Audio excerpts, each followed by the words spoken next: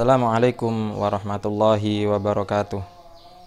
Bismillahirrahmanirrahim. Alhamdulillahirrabbilalamin.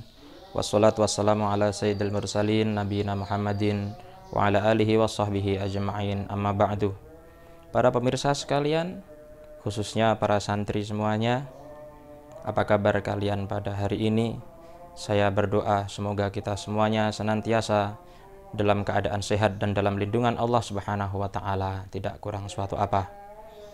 Para santri sekalian, pada kesempatan ini izinkan saya menyapa kalian semuanya, meskipun hanya lewat dunia maya, karena memang kita sudah cukup lama tidak bisa bersua dan bertatap muka karena keadaan yang memang belum memungkinkan.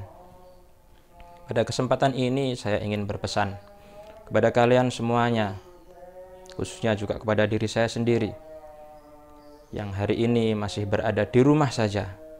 Untuk kita sebagai orang muslim, sebagai muslimah, marilah kita tetap menjaga keimanan dan ketakwaan kita hanya kepada Allah Subhanahu wa Ta'ala.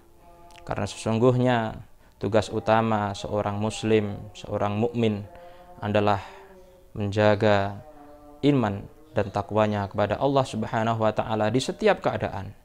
Entah itu di pondok atau di rumah, entah dalam keadaan ramai atau dalam keadaan sepi, ketika bersama banyak orang atau sendiri, ketika lapang ataupun sempit, ketika banyak masalah atau dalam keadaan gembira sekalipun, apapun keadaannya, tugas seorang muslim adalah tetap menjaga iman dan takwanya kepada Allah Subhanahu wa Ta'ala.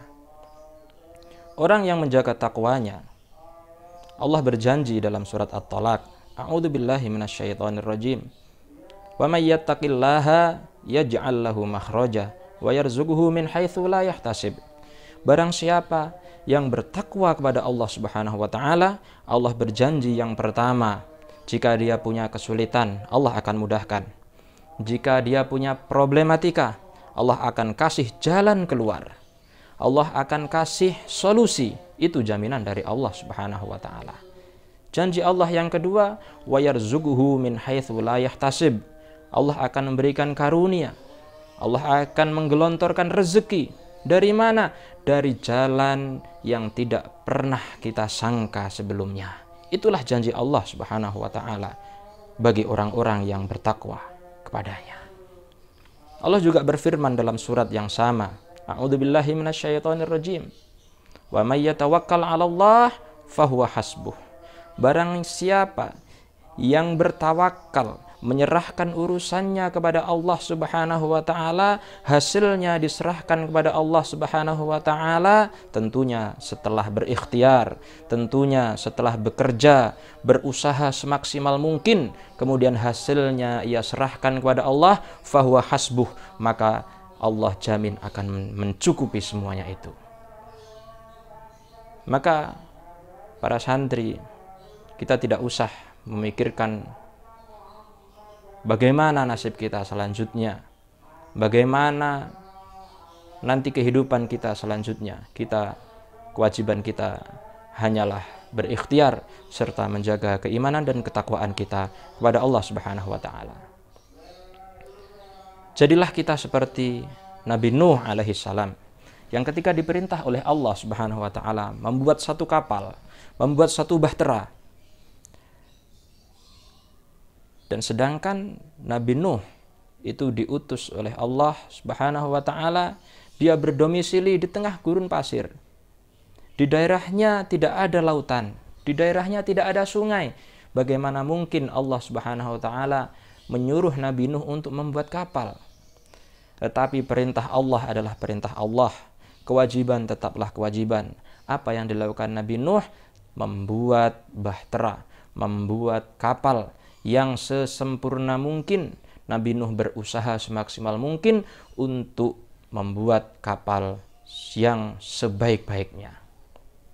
Nabi Nuh tidak memikirkan bagaimana nanti kapal ini akan berjalan. Tidak masuk akal karena di sini tidak ada lautan, tidak ada sungai dan lain sebagainya. Nabi Nuh tidak memikirkan hal itu. Yang penting Allah perintahkan, Nabi Nuh laksanakan. Marilah kita contoh perilaku Nabi Nuh alaihissalam. Jangan mencontoh perilaku Kan'an. anak Nabi Nuh, yang ketika diperintah oleh Nabi Nuh alaihissalam, ya bunayyar kam ma'ana, wahai anakku, naiklah bersama kami ke bahtera, berimanlah kepada Allah Subhanahu wa taala.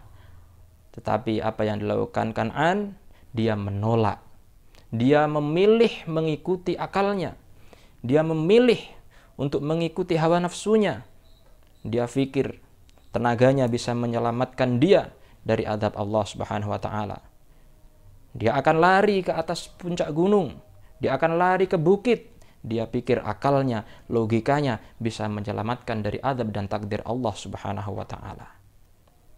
Para santri dan anak-anakku sekalian, semoga apa yang saya sampaikan pada kali ini yang singkat ini bisa bermanfaat untuk kita semuanya.